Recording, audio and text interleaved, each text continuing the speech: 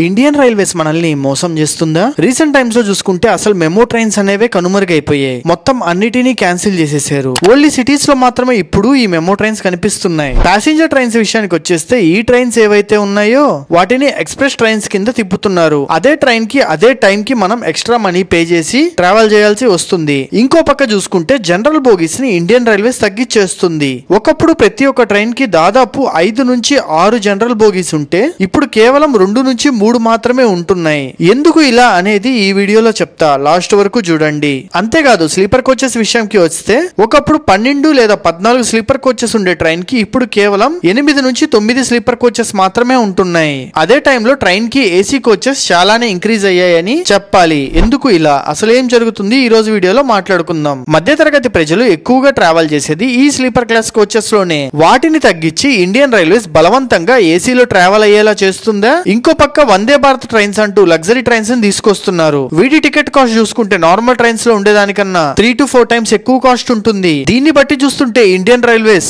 Lower class మరియు middle class people కి దూరం అవుతుందా అన్నట్టే అనిపిస్తుంది. అసలు ఇండియన్ రైల్వేస్ ఎందుకు ఇలా చేస్తుంది? చాలా మందికి ఉండే డౌట్ వచ్చేసి సింపుల్ గా ఇంకొన్ని జనరల్ కోచెస్ ని లేదా స్లీపర్ కోచెస్ ని యాడ్ చేస్తే సరిపోతుంది కదా, ఎందుకు అలా చెయ్యట్లేదు అండ్ దీని వెనకాల ఏమేం కారణాలు ఉన్నాయనేది ఈ రోజు వీడియోలో నేను మీకైతే ఎక్స్ప్లెయిన్ చేస్తాను. మ్యాటర్ లోకి వెళ్తే ఫస్ట్ పాయింట్ వచ్చేసి చాలా మందికి ఉండే doubt, Indian railways AC coaches ని పెంచారు, దానికోసం జనరల్ కోచెస్ ని తగ్గించడం ఎందుకు? వాటిని అలానే ఉంచొచ్చు కదా, లేదా ఎక్కువ డిమాండ్ ఉన్న ట్రైన్స్ కి జనరల్ కోచెస్ ని పెంచొచ్చు కదా అని చాలా మందికి డౌట్ ఉంటుంది. దీని గురించి అయితే నేను ఇప్పుడు ఎక్స్ప్లెయిన్ చేస్తా. ఇక్కడ మనకి ఒక లిమిటేషన్ ఉంది. మన ఇండియన్ రైల్వేస్ లో ఉండే ప్లాట్ఫామ్స్ యావరేజ్ లెంత్ వచ్చేసి 650 మీటర్స్ ఉంటుంది. ఇది కొన్ని దగ్గరలో ఎక్కువ ఉంటుంది, కొన్ని దగ్గరలో తక్కువ ఉంటుంది. కొంచెం అటు ఇటుగా మన ట్రైన్స్ ఉన్నాయి కదా, ఆ ట్రైన్స్ లో ఉండే ఒక్కొక్క కోచ్ వచ్చేసి యావరేజ్ గా 23 to 25 మీటర్స్ లెంత్ ఉంటుంది. అంటే 650 డివైడెడ్ బై 25 వేస్తే దగ్గరగా 24 to 25 కోచెస్ మాత్రమే పడుతాయి. అంతకన్నా ఎక్కువ కోచెస్ ని వేస్తే ట్రైన్ ప్లాట్ఫామ్ నుంచి బయటికి వెళ్లిపోతుంది. ప్యాసింజర్లు ఎక్కి దిగడానికి ఇబ్బంది అవుతుంది.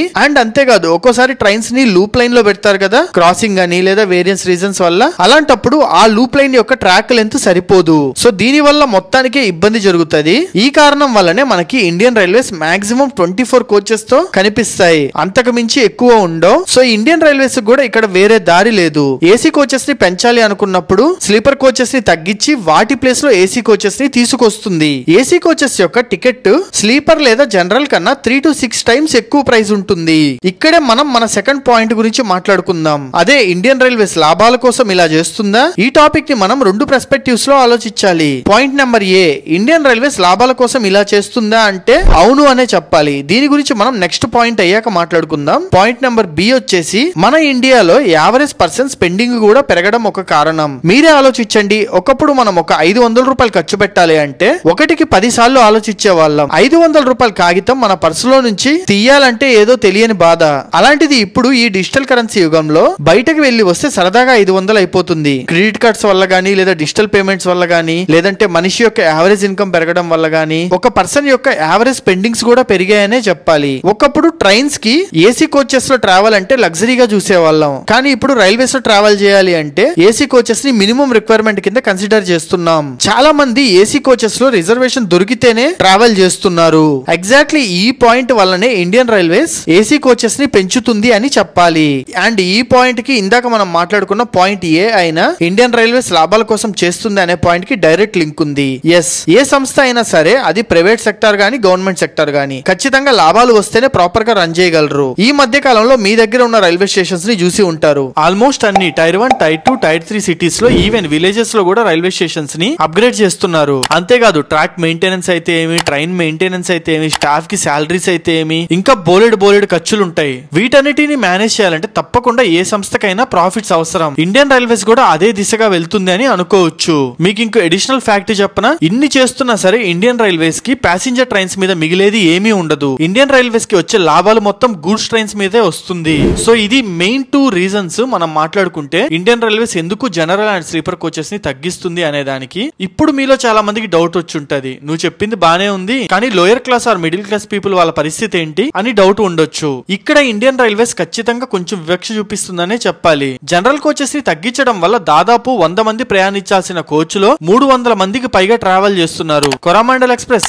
East coast express, Bokaro express ఇలాంటి చాలా ట్రైన్స్ ట్రైన్స్ లో మీరు చూసే ఉంటారు, కోచ్ లోపలికి అడుగు పెట్టడానికి కూడా ఖాళీ ఉండదు. ఈ డెసిషన్ వల్ల చాలా మంది ఇబ్బంది పడుతున్నారనే చెప్పాలి. కానీ ఇండియన్ రైల్వేస్ కూడా ఏమీ చేయలేని పరిస్థితి. దీనికోసం ఇండియన్ రైల్వేస్ రీసెంట్ గానే బిజియెస్ట్ రూట్స్ అయిన కొన్ని రూట్స్ లో అమృత్ భారత్ ఎక్స్ప్రెస్ లాంటివి ప్రవేశపెట్టింది. ఈ అమృత్ భారత్ ట్రైన్స్ వచ్చేసి మొత్తం స్లీపర్ అండ్ జనరల్ కోచెస్ తో నడుస్తుంది. తక్కువ ధరలో ఎక్కువ దూరం ప్రయాణించవచ్చు అన్న ఉద్దేశంతో వీటిని స్టార్ట్ చేశారు. బట్ ఇప్పటి వరకు హోల్ ఇండియాలో చూసుకుంటే ఓన్లీ 2 ట్రైన్లు మాత్రమే తిరుగుతున్నాయి. ఈ అమృత్ భారత్ ట్రైన్స్ ని ఎక్కువ రూట్స్ లో తీసుకురావాలి అని కోరుకుందాం. వందే భారత్ లాంటి ప్రీమియం ట్రైన్స్ ఖచ్చితంగా ఇండియన్ రైల్వేస్ కి అండ్ మనలాంటి కామన్ పీపుల్ కి అవసరం. నార్మల్ ట్రైన్స్ అయినా అమృత్ భారత్ ట్రైన్స్ లేదా స్లీపర్ జనరల్ కోచెస్ ఎక్కువ ఉండే ట్రైన్స్ కూడా అవసరం. India is a developing country.